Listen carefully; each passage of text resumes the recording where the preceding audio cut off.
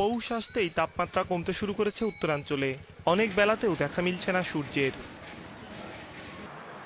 কুড়িগ্রামে কদিন ধরেই গুড়ি গুড়ি বৃষ্টির মতো পড়ছে কুয়াশা। ঘন কুয়াশার কারণে ব্যাহত হচ্ছে যান চলাচল। শীতের তীব্রতায় বিপাকে পড়েছেন খেটে খাওয়া মানুষ। চর এলাকায় শীতের তীব্রতা আরও বেশি, জীবনযাত্রা স্থবির হয়ে চল। শীতের তীব্রতায় বিপাকে পড়েছেন খেটে খাওয়া মানুষ। চর এলাকায় শীতের তীব্রতা আরও বেশি, জীবনযাত্রা স্থবির হয়ে পড়েছে লালমনিরহাটের নদী অববাহিকার মানুষের। এখন বাজে সকাল 9টা, লোকজন শহরে নাই। আমি না ছেলে মানুষ বেড়াইছি, আর বয়স্ক লোকগুলা কি অবস্থা, বাঙ্গাল হয়।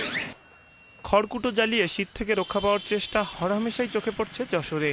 আবহাওয়া অধিদপ্তর বলছে, কুষ্টিয়া, ঝিনাইদহ, যশোরের ওপর দিয়ে মৃদু শৈত্যপ্রবাহ বইছে। আরও কয়েকদিন এই পরিস্থিতি থাকতে পারে। শীতে বহুত আমরা কষ্ট পাচ্ছি, কাজ কাম হচ্ছে না, মালিক একদিন হয় একদিন হচ্ছে না, আরো কয়েকদিন ধরে আমরা বসে বসে থাকি। কাজ কাম কম, একদিন হয় না, একদিন হয় হাজিরা কম। বাইসা কাছার চাউল কিনবো না পোশাক আশাক কিনবো।